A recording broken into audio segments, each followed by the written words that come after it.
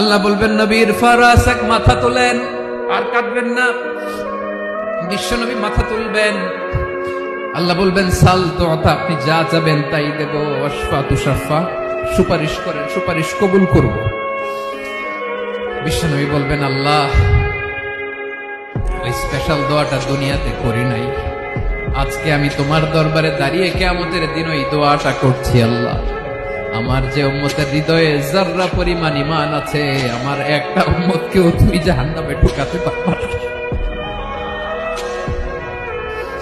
বিশ্বনবী পাগলের মতো একবার হাউজে কাউসারে যাবেন, একবার সিরাতে যাবেন, একবার পুলসিরাতের দিকে, একবার হাউজে কাউসারের দিকে পাগলের মতো দৌড়াতে থাকবেন।